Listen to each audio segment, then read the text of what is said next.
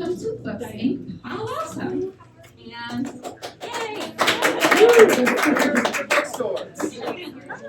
And this evening we are honored to welcome local author Mike Trigg presenting his exciting new thriller, Burner. And Mike will be in conversation with fellow author Chris Yeh. And he is the author of the book and others. And they will talk a bit about the book and various issues relating to the book, and then open up the floor to some questions afterwards, maybe. And after all that, they will definitely happily sign copies of the book. So, welcome everyone. Thank you. Anybody who doesn't sit in the remaining seats in the front row will be required to ask a minimum of 3 questions with the microphone. Chris, you want to kick us off? Absolutely. So I just want to thank everyone for coming here tonight and for supporting independent bookstores. It is so important. And let me tell you, we could not, this is working, right? I think it's working. Okay, right. We could not do this in the lobby of the Amazon office in Palo Alto. I've been there, they would not allow this, so I'm really glad we're here today with the great folks from Books Inc. So Mike, I imagine most of the folks here probably know you in some way, but It's mostly first or second degrees. but maybe there's stuff about you they don't know. So I always ask this question, I think it's a great icebreaker. I want to know, what's your hometown? And what's the first concert that you attended that was your choice? I love that icebreaker question too, but I'll start with the first part. So I was born in Kentucky, which people usually go, what? You were? You seem like a Kentuckian. Yeah. Kentucky. I left there at 1.5. My mom is in the audience today, and Dad were stationed in. Hold on. Let's call out your mom and give her a big round of applause. My dad was stationed at Fort Knox, so hence the birth in Kentucky. But I grew up from the earliest I can remember in a town called Appleton, Wisconsin, which is kind of close to Green Bay. Yes? Do you have an Appleton connection? International paper. All right, let's give a round of applause to Appleton, Wisconsin. And then, I have a little bit of a hard time with the first concert. It's not etched in my brain as you'd think it would be, but I believe It's because it's Milli Vanilli. You're trying to. I believe it was Journey. Wow. Which is actually incredibly serendipitous. I'll call out my in-laws in the back row. My father-in-law, Sterling, helped launch Journey. He ran a chain of record stores back in the 70s. So maybe that's why Les and I ended up together. Common fondness of Journey. Let me tell you, Mike, it's important not to stop believing. Yes. All right, so thank you for indulging me in answering that question. Now, the next question is, I got to tell you, I have seen a lot of things in my life, but I've never seen a press conference where, for example, John Doerr of Kleiner Perkins comes up and says, you know what, it's been a great run in the technology industry. I've really enjoyed every minute of it, Kleiner Perkins, all these things I did. But I'm going to give it all up to make big bucks as an author. So, Mike, talk to me. You've been in the technology industry, you've been an executive, you've been involved with a lot of things, have been successful. Why did you decide to become a fiction writer, which is a profession known for its vast financial rewards? Yeah, the old joke of winemakers applies here. How do you make a small fortune in the start with a large one? But so I would say, Your wife isn't laughing as no, much. I did not get a chuckle in the background. I am fortunate to have a wife who does work because it's not especially remunerative. She is thanked in the foreword. She is. Yes. Acknowledgements. That's all you get, honey. No, but I did harbor from a pretty young age an interest in writing. I remember revving up our old electric typewriter that sounded like a DC-10 aircraft when the thing would get going, and writing spy novels when I was a little kid. I got interested in it more seriously in college. I took a creative writing course, and then I kind of chickened out. I was like, I don't think I can support myself as an author. You were probably right. Most authors. 100% right. And so I pursued what I like to describe as writing adjacent occupations. So I got into public relations, which was a lot of writing. I worked on Capitol Hill. I would write speeches and press releases and stuff like that. And then through that, I heard about this thing called the Information Superhighway, which From your pal Al Gore, who invented it. from my pal Al Gore, very wonky in DC at the time, but ended up, getting really interested in tech and, saying to Leslie, I think this internet thing was going to be a big deal. I distinctly remember, this is depicted in the first book, BitFlip, which is around here somewhere. I think we've got some copies in the back.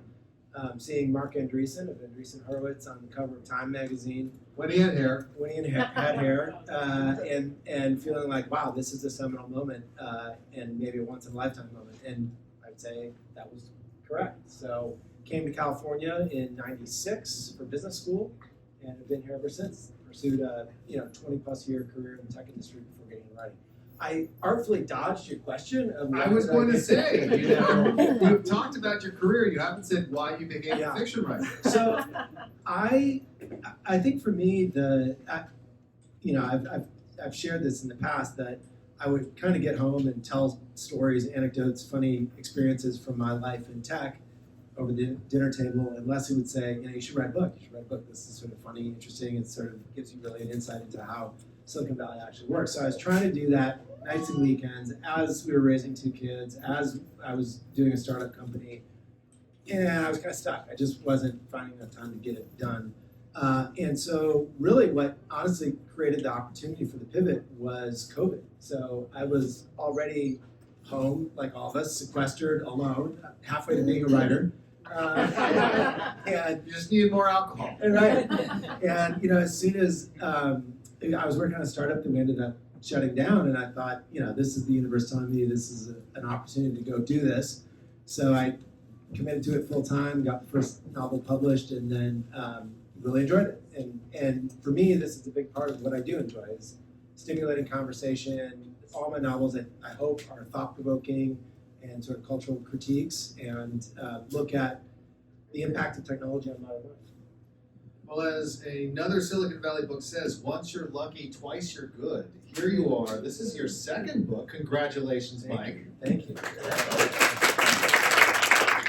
Now, I will note it is Thursday. The book just came out on Tuesday. I'm not sure if everyone's had a chance to read it yet. Anyone here get a chance to read it in full yet, besides your wife? My nephew said he read it in like 2 days. So He's coming. He's coming. Oh, he's not here. He's looking around off his shift Phil's coffee. All right.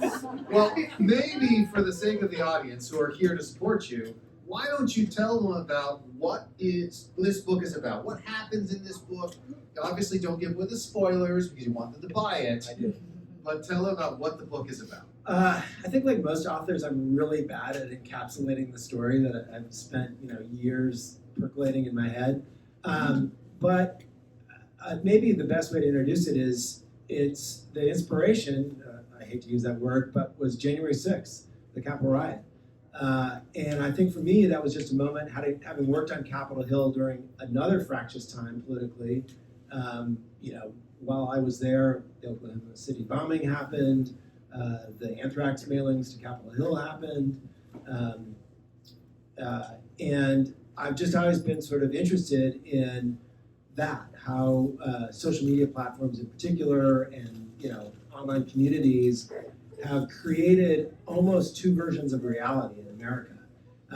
When I witnessed the attack on the Capitol happen, microphone just done? No, I think so. You're back now. When I watched that happen, I sort of thought, this is a set of people who has sort of a complete alternate reality to my reality.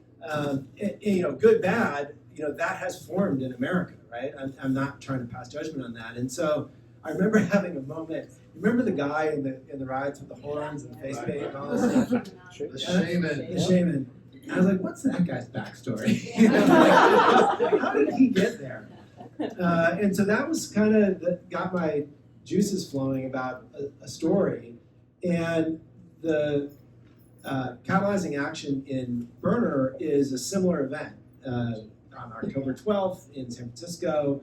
And in the opening scene of the book, there are dual protagonists, Shane and Chloe. Shane has just been arrested and accused of domestic terrorism for being the leader, anonymous leader of this online movement that's sort of spiraled out of control.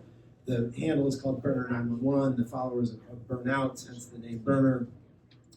And he's kind of having his oh shit moment, particularly when we flip to the alternate narrator, who is Chloe, gets abducted in the opening scene by Shane's followers. And nobody knows that Shane and Chloe are actually in love, in a relationship. So I really liked the symbolism of, one sort of representing the right, one representing the left, different socioeconomic classes, etc., being in a relationship, and how do they find common ground, and they're of course sort of irrevocably divided in the opening scene of the book, and the whole rest of the story is, will they ever see each other again? Is there any path for reconciliation between them? Well, you can see here we have the cover of the book. It's a broken phone. What's that intended to signify? What are you trying to get at with this kind of design here? I just found some really cool clip art. You didn't use AI to generate it? No, it didn't exist when I was doing the cover design. The other entendre of Burner is a burner phone, obviously. Technology plays into the book pretty prominently. Both Shane and Chloe are effectively addicted to their online personas, right? They each find agency in their online personas. Shane as this sort of QAnon type leader of this group called Burner 911, and Chloe is an Instagram celebrity in her own right. And so both of them are cut off from their platforms. He is on an internet embargo in prison, and she is in captivity with a bunch of deranged kidnappers in the Central Valley. And so, a lot of the book sort of deals with that. Like, how do they handle that? Their sense of self-esteem and ego is so tied into those online personas that to the degree that they're willing to act in ways that sort of jeopardize and is even self-destructive to their own best interests. So that was another, something I really wanted to represent. I think the trailer, somewhere on the book, it says, what if your addiction to social media jeopardized the person you love? And that's sort of where I started. Now, one of the interesting things about being an author is people try to find elements of your own life in the books you write. So you have these two different protagonists. So I want to ask you, what elements of Mike are these protagonists? Are you the QAnon shaman? That's my weekend LARPing. But seriously, what are the elements of these characters that sort of resonate with your own personality or with the folks around you, but you don't have to say the folks around, just yourself? No, it's a great question. I mean, I was actually did a radio interview this morning where this sort of came up, and the interviewer had read both Bitflip and Burner and asked, how much is in you, and are the characters related, and they're not. But I sort of realized as I was answering the question that there is this real parallel between the two characters. In the first book, Bitflip, Sam, the protagonist in that book, his ego and self-esteem is really deeply, deeply intertwined with his professional success, as measured by wealth. And that is something that, frankly, I've struggled with, right? I think that that's something that everybody who has a career in the tech industry, you want to achieve. You want to put those points on the board, if you will. Shane, the male protagonist in Burner, really has sort of a similar psychology, right? In that his sense of self-worth, his agency, is all tied up in this persona that he's creating. He describes himself at one point as this sort of idiot savant, like he's kind of a F up in every other aspect of his life, but in this one aspect, he can agitate people, he can get a following, he does it all anonymously, but it is the way that he feels empowered, and it's the way, it's the basis of his sense of self-worth. And so I think both books are kind of a critique of that, right? They're a critique of, I think, a prevalent psychology in America, not to get too dime store psychologists, but I think a lot of the mental health challenges, especially among younger people, is this belief that they have to be something great, this big success, or have millions of followers, or be a celebrity, or whatever it is. And, do they? Is that really what you want to base your sense of self-worth on? I think for a lot of people, the dichotomy between what they sort of aspire to be and their real everyday lives is a point of mental friction and frustration for them that isn't healthy. And so Shane, really lives that out. Comparison is the thief of joy, as the saying goes. Great summary. Yeah. So, obviously one of the books that has come out recently, in addition to Burner, hopefully the two will achieve approximately the same level of sales, is John Haidt's book on social media. And you can sort of view these two as looking at the issue from two different kinds of lenses. What is the role of social media as you see it in Burner, and then at the world at large? What were you trying to say about this? Yeah, I think both young, boys and girls, young men, young women, who are digital native, they've grown up not knowing anything other than the internet. You can see the statistics. The book you mentioned, there are a lot of interesting books on this subject that, I think that it is. I worked at a major social networking company, High Five, and I sort of witnessed this firsthand. Like, social media addiction is a real thing.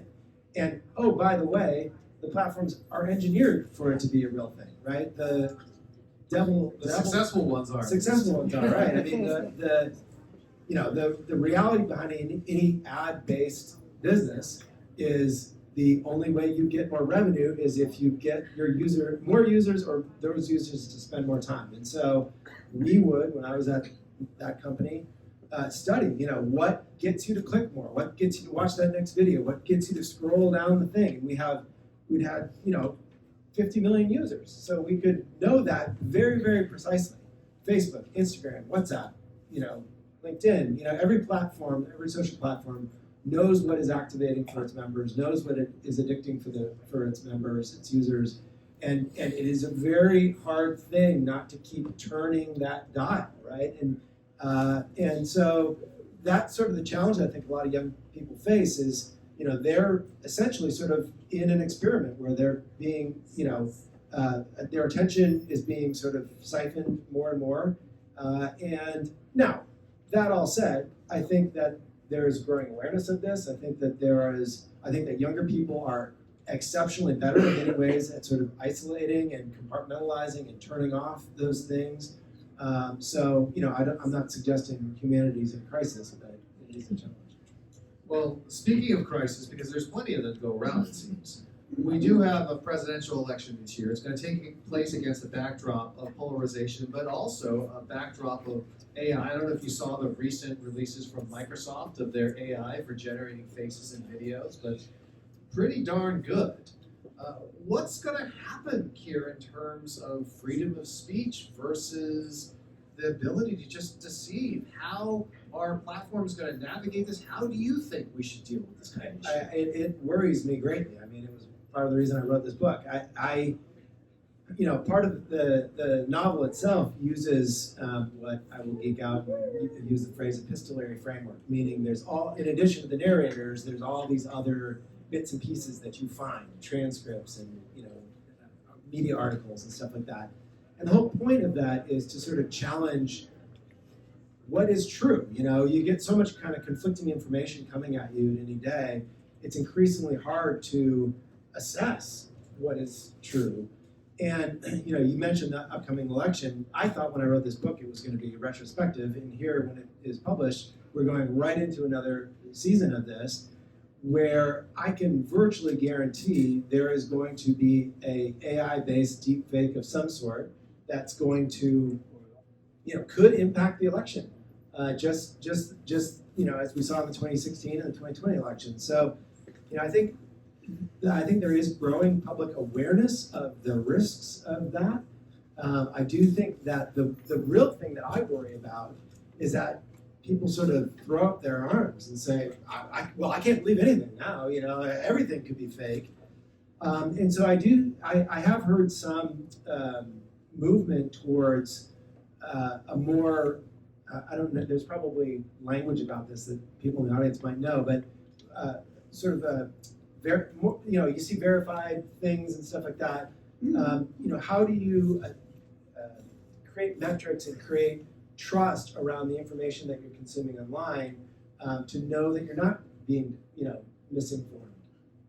Which is very important. Again, I hope it wasn't anyone that was in the audience, but I was driving in and I saw the big Kennedy 2024 sticker on a car as I was going past. I'm like, okay, interesting. That's a thing. All right, so in the book, you are tackling this through Burner 911. Right? Burner 911 is this anonymous QAnon-like movement. What is going on with Burner 911? Because part of it is, hey, there's conspiracies everywhere, but part of it is, oh my gosh, the world is rigged and there's so much inequality, and that's kind of mixing the two different elements of the political spectrum.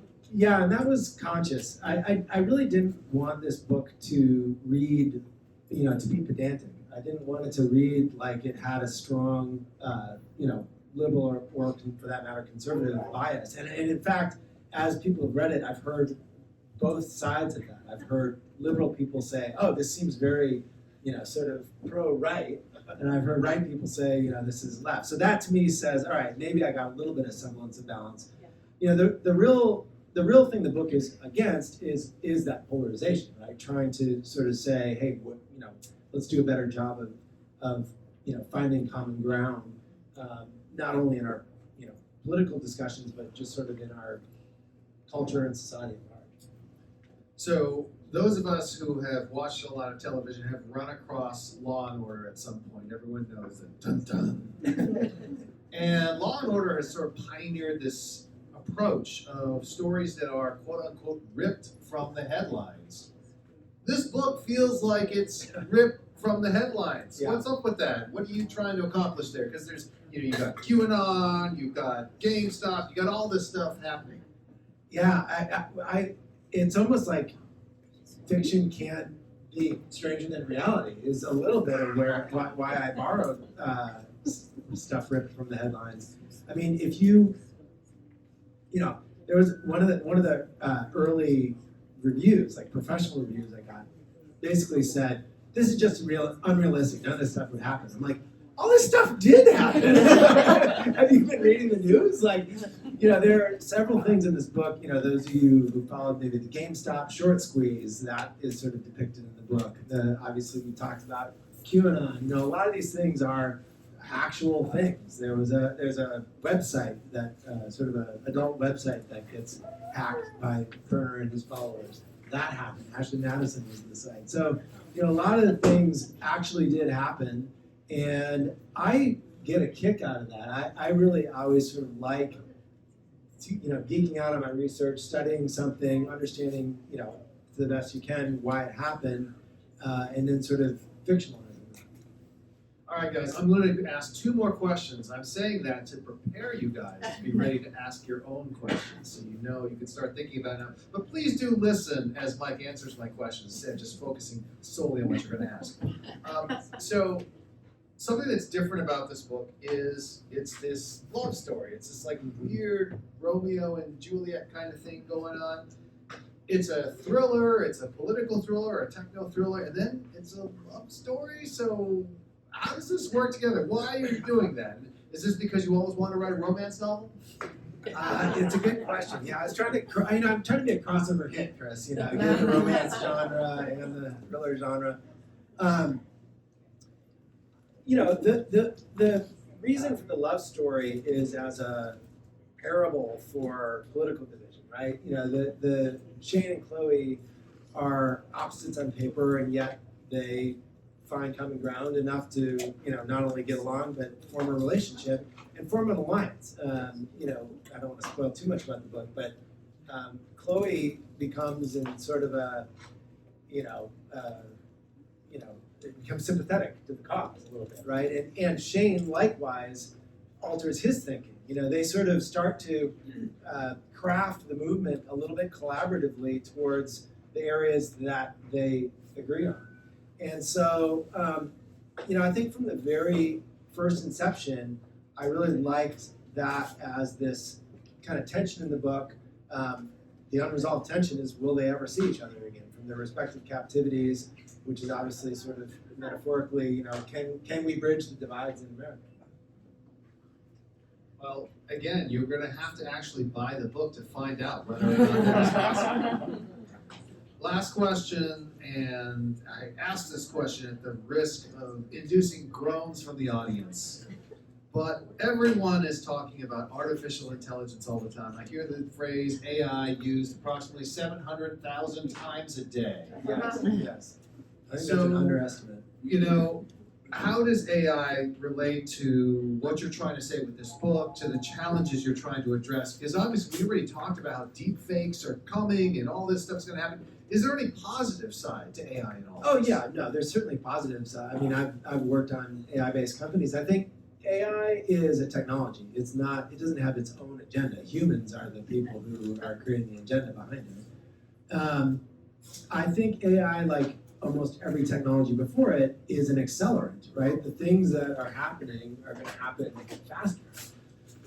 And so, that's sort of, I think, the overarching impact that it'll have.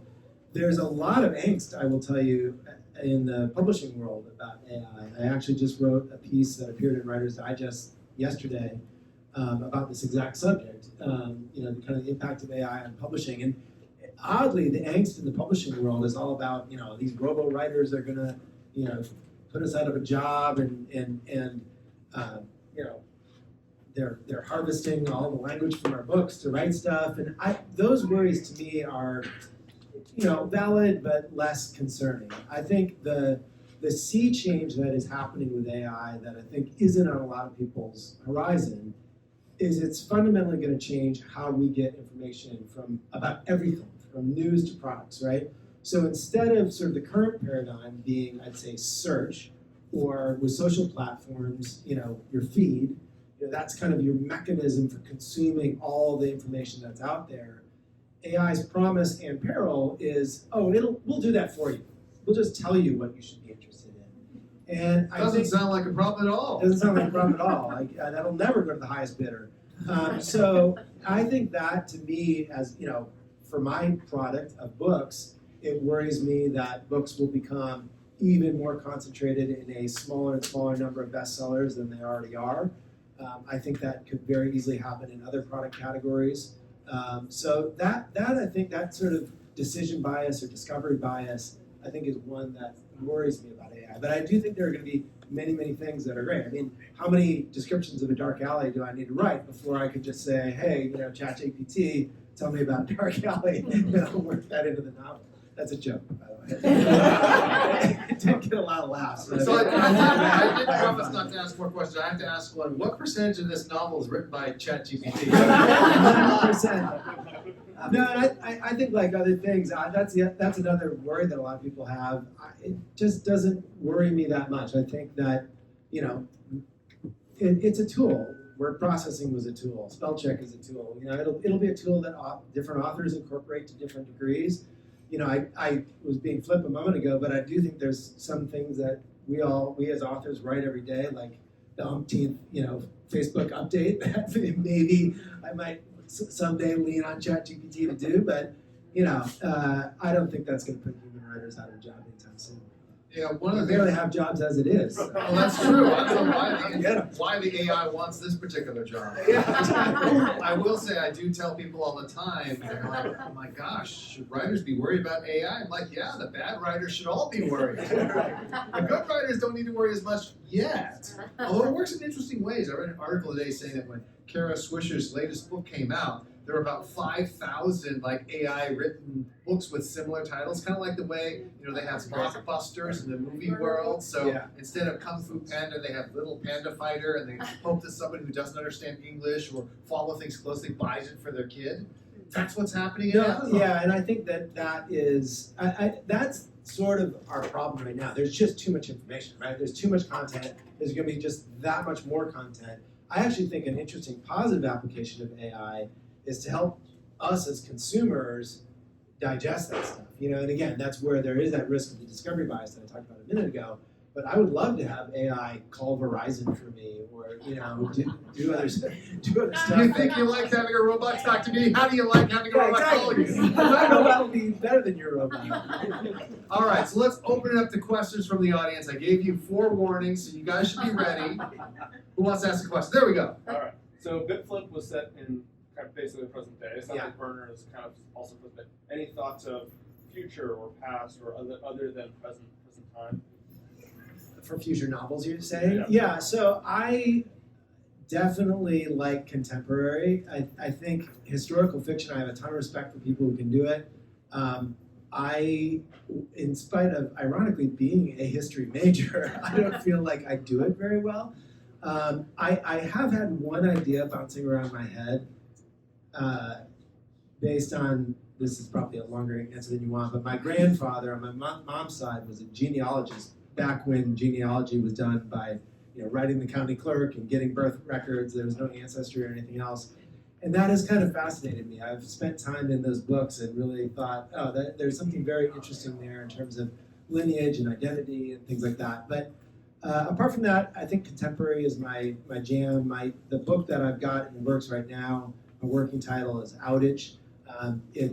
It's based on, one might guess, a massive internet outage and what that means, sort of told all through the lens of a suburban mom in DC whose husband is a lobbyist, and she comes to suspect that maybe he might have something to do with this outage.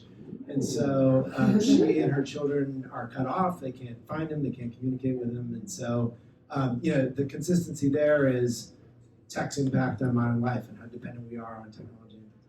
I gotta say, internet outages are interesting to me because it's the only way I can get the kids to pop out of their rooms. So I always check when the internet's gone down because all of a sudden people come out like, "Hey, Dad, what happened?" Yeah, that's depicted in the book. There's a scene, it's Mom, that yell. So it's definitely it was a very, very fun book to write. Different in that it just transpires over a contiguous 7-day period. From the moment the outage happens to the moment it's resolved, unlike Burner, which jumps around sort of all over the place, multiple POVs, etc. So, well, when is that book coming out? Update TBD. I'm in sort of the editing phase of that, which I find the hardest. I find the writing it initially is really easy. I love the promotion and publicity of books, but the editing of books, I just do not like that. It does suck, I can tell you that. Absolutely. All right, next question. Who else has a question? Well, let's see. There are these two gentlemen over here. Let's go with the guy back there. But psychology self-help. Thank you. Slightly faster. He has. You got a shout out. So I think one thing that was super interesting to me was like the role of media like throughout the story. I mean, you have articles like ingrained in the story, but also like it plays a huge role in like sensationalizing things. Like Wayne, the lawyer, is told like don't talk to the press, and the press is kind of used as like a weapon of public opinion. So I guess like what do you think the responsibility and the role of media is in like preventing or managing this political extremism? I think that's an excellent question, and one I'd expect from a journalist.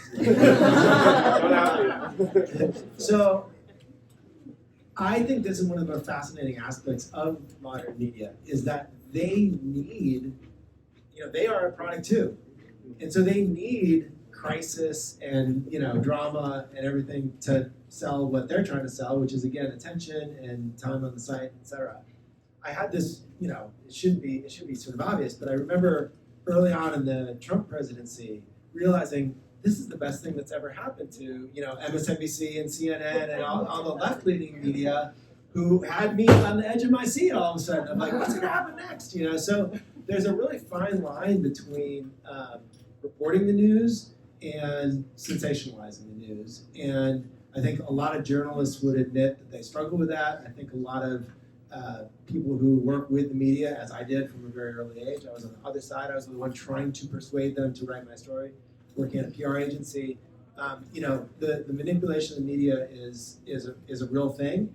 I think the thing that I find a little worrisome is that we seem to be sort of transcending the media in that, Truth Social has been created as this alternate reality platform. Fortunately, no one uses it. Fortunately, no one uses it, but it's like, all right, so are we each going to have like our own media reporting on it? It seems worrisome to me. So I think that let me flip that on its head though. I think the positive that I see is a resurgence of recognition among the public of how important, is there truly impartial media? I don't think so, but how important responsible journalism is, because when you're flooded with information, all of a sudden you go, gosh, I really want to go to news outlets that I trust, that I think do a good job, that I think are reporting the news factually. But it is big. There's probably, 15 or so fictional media articles, TV things that give you a sense of how the media does sort of exploit these crises for their own benefit. And I would say, since you are a journalist shaping the next generation of coverage, my big request is to make sure that you put links to the sources, right? Oftentimes we find these stories that write about a study or write about something and don't link to the study. That's ridiculous. We live in an online world. Provide a link back to the original as well. That's a great place where AI could help, honestly, right? Like creating a bibliography is a pain in the butt, and that's why a lot of people don't do it. So I think, showing sources and things like that is a good. We should do that company. Yeah, do that company? we just have to make sure the citations aren't made up. That's true. So I believe we had a question over here from a blood relative. How did your process change from first book to second and then third? Great And question. what did you observe at home? That changed? That was not a planted question. So the way I'd probably summarize it is the first book was not a memoir, was not an autobiography, but borrowed experiences from my real experience, real life, my career in the tech industry. And so, Sam, the protagonist in that book, is not dissimilar to myself in terms of his age, his family, his occupation, etc. And His beautiful head of hair. his beautiful head of hair. And so I had a very hard time in that book. I had an easy time depicting some of the scenes because I lived, those experiences, near experiences. But it was hard for me to divorce Sam, the character, from Mike, the author, right? A lot of the times I'd have to say, okay, I can let Sam do something that I wouldn't do. Like, it's not a reflection on me as a human being, right? So that was probably what I struggled with that book. With this book, I just sort of upped the degree of difficulty because there are 3 narrators, none of whom are anything like me. Shane and Chloe are both in their 20s. So I would have moments where I'd ask, you and your brother and others, like, would a 20-something say this? Would what word would they use? So there's a little bit of that to the study. Yeah, exactly. And then, Wayne is a septuagenarian, grumpy lawyer. And so getting into character to write and they're all first person, written in the first person. So getting into character to write those was hard. Sam's voice was kind of my voice, but I had to sort of like put on my Wayne hat or put on my Shane hat or Chloe hat. Writing as a female character was hard and new and different. So that was a challenge, I would say, in this second book. But hopefully, I think I got it okay. You should buy a copy for yourself and find out. All right, next question. You don't have to be a blood relative. Yes. Yeah. Not related. All right. Yeah, we go. So, in Burner, do you have a favorite character? It doesn't have to be one of the main characters. Do you have a favorite character and why in this book? Excellent question. I think, well, let me answer that by saying how the narrative evolved. So at first, I didn't have this multi-narrator point of view. It was primarily Shane as a narrator, and then these found objects like the media articles and stuff that I mentioned. Then Chloe became a narrator, And then I added a third narrator in the form of Wayne, who's the lawyer representing Shane, and becomes kind of this intermediary between the kidnappers and Shane in prison. They were each super fun to write. Probably my favorite character though is Chloe, because she is super complex. She has, I think, a really interesting character arc. Those of you old enough to know who Patty Hearst is, there's a little bit of Patty Hearst trajectory to her arc, but she goes from, victim to a very empowered character, and it's sort of natural, and sort of naturally. That's what I sort of liked about it. She just kind of has this resolve about her that comes through in the story. And it's been really fun to hear. We're doing the audiobook right now, and the woman who did the voice for Chloe, I haven't actually told her this directly yet because we haven't had a chance to connect, but as I listen to it, she gets that arc. I can tell just in the way she voices the character and the way she acts the part. There's a little tremor in her voice early on. She knows she's in peril, but she becomes like stronger and stronger and stronger as the story goes on. And I think she's really nailing that aspect of her personality. So we got a question there. What did you learn that you didn't know or that surprised you? In writing the book?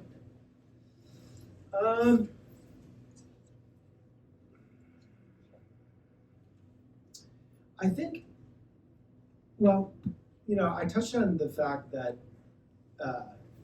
I'm trying to think of the best way to encapsulate this. I think every time you write a book as an author, and you're an author yourself, you sort of wonder what people will think about you as an author for writing that work, if that makes sense.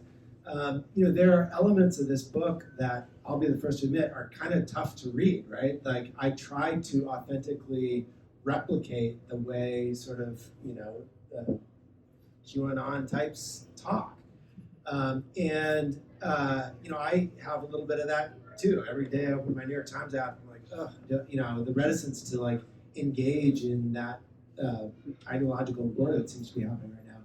I think for me, that was probably I don't know if I learned something, but it was sort of the hardest part of like, okay, how do I represent that in a way that's authentic, but that a reader won't think that I'm espousing those ideas, but also somebody who believes those ideas won't feel like I'm on a vendetta against people with those sort of ideas. And so it was very tough to kind of strike that right. And it's part of the reason, I'd say what I learned or maybe altered in the plot was I kind of created this convergence of some philosophies that you'd consider sort of more right-wing and some philosophies that you might consider more extreme left-wing. And, I sort of believe that at the extremes of our political spectrum, things start to look and act in, pretty similarly. There's a high degree of intolerance, there's a willingness to resort to violence, and so I think it's more pronounced on the right than on the left, but it sort of is a circle. And so, again, I tried to represent that in a way that, felt authentic, but still was true to the goal of the book, which is to, be thought-provoking and make any reader sort of recognize, hey, polarization doesn't help us. What can I do? How can I change my behavior? How can I be more tolerant of other points of view to help create that middle ground of the political spectrum, common ground? I gotta say, I'm impressed by the fact that this is an event at a bookstore and we have more people in the audience now than when we started. That is pretty amazing. Anybody who has recently arrived have any questions they want to ask? Besides, is there any more free wine? I got a question for both of you since we got you here.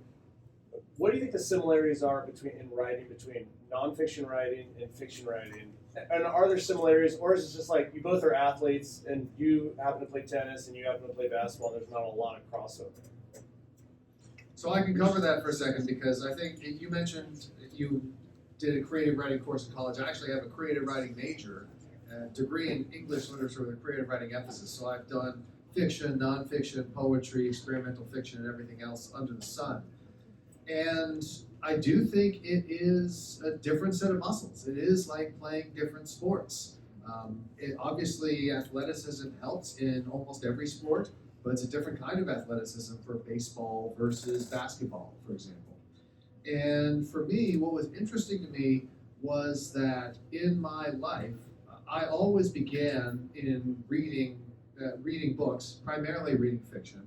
Always thought of being a fiction writer, but it just seemed like the nonfiction writing came more naturally to me. For whatever reason, the athletic gifts I had as a writer lent themselves much more to nonfiction than to fiction. So I don't know what your thoughts are there. It's an interesting question. I do think it's very. I agree with you completely. To use a metaphor that you might understand, Sterling, it's like padel versus tennis. You know, Okay, you know exactly what I'm talking about. You know, there is some. They do relate in some ways. I think the publishing industry also tends to keep them very separate. I can only think of a handful of authors who've done both nonfiction and fiction, and even within fiction, right? You're really kind of pushed into your lane. It's like if I came out with a legitimate romance, which this is not, it'd be like, what are you doing? That's not, they come up with a pen. You would name or something. exactly. You would choose a new pen name. Probably, right. Exactly. So And you would have red hair. I think though an interesting sort of related question that I've heard recently, and I was very much this way. By the way, I have not given Chris a proper shout out. These books are amazing. He and I met each other because we hired his firm to implement in our company the Alliance, which is another book that he wrote, which is the premise of which is that you are in an alliance with your workers. It's not a boss and an employee anymore. So there's great concepts from that. But I, as a reader, prior to getting into fiction, I read almost entirely nonfiction. I was over in this lane, reading business books and reading, how to succeed books and memoirs about successful entrepreneurs and stuff like that. And somebody asked me the other day, a media person asked me, why should people in the tech industry read fiction? I was like, I think it's a big problem. And I think we're at a moment in the evolution of the tech industry where we're at a very philosophical crossroads about where the tech industry is going to go, what the ethical and moral complications that it's creating are going to lead to. And I think the decision makers in the tech industry who are going to create those platforms and lead to that future would be well served to be a little bit more thoughtful, and I believe fiction is the best way to do that. Really, to me, fiction builds empathy. It puts you in the mind of the characters. I will also say I'm always jealous of the fiction writers because I never have an event where people come dressed up in costume for my books. I don't know how you would dress up as a network effect, but nobody does it. I just am glad I don't have to do a bibliography. So. All right, other questions that people have before the insects overtake us all. One more, done. Who are your influences? So we started talking about rock and roll at the very beginning, so maybe think of that. But I hear Bill Bronson meets Andy Doctorow or something like that. Yeah, I mean, so I don't know if everybody could hear that. Who are my influences?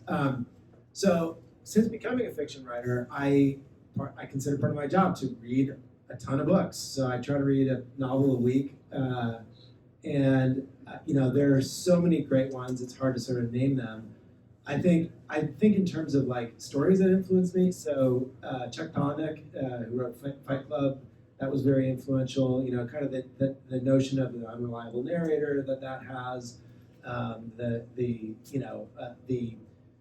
protagonist who isn't necessarily a good person. That is, I think, as a fiction writer, can be hard to deal with sometimes. I just finished a book I highly recommend called Wellness by Nathan Hill. He did another novel called The Nix that I haven't had a chance to read yet. Like me, he's only on his second novel, so there you go. But he's really good. I probably initially was drawn, back in the day when I talked about my first interest in writing, by authors like Scott Turow and some of the John Grisham, The Firm. Sometimes I compare BitFlip to The Firm for Silicon Valley.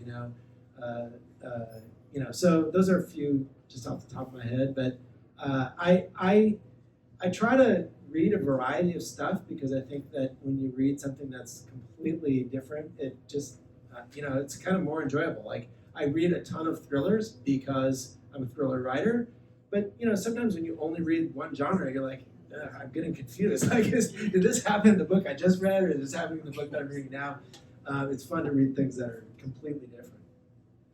Awesome. Well, I think that we've got to put a big set of hands together for Mike and Bruno.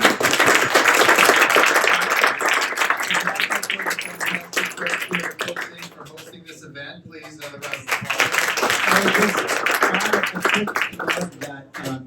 BookSync is literally a local treasure. I've done book events all around the country. They are an extremely unicorn type entity in that they're sort of a micro chain. They're here, but only in the Bay Area, and I think 12 locations here in the Bay Area. So they have all the essence of an independent bookstore, but the sort of the size to actually move books and be meaningful to authors. They're incredibly supportive of the author community. So I would, if you already have bought my book elsewhere on another site, perhaps, I'd encourage you. You don't have to buy my book. Buy something though. Buy your gifts for I guess we're not Mother's really. Day. Mother's Day. Thank you. It's very important. Calendars. Nothing whatever. says Mother's Day like a copy of Blitz Healing. From me to you. And of course, let's make sure, though, I see some folks who have their copies of Burner here that will be signed by the author. Come buy copies of the book and get them signed by the author. Mike, any final words you want to share with folks before we release them to frenzy of consumerism? Just a quick thank you all for your support. This is what's really meaningful to me, is to have people here and engaging in the discussion. So the only other thing that I'd add is, as usual, I overbought food and wine. So please Stick around. Please take a roadie with you. Actually, but yeah, please help yourself to more. Thank you so much. Thank you, Mike.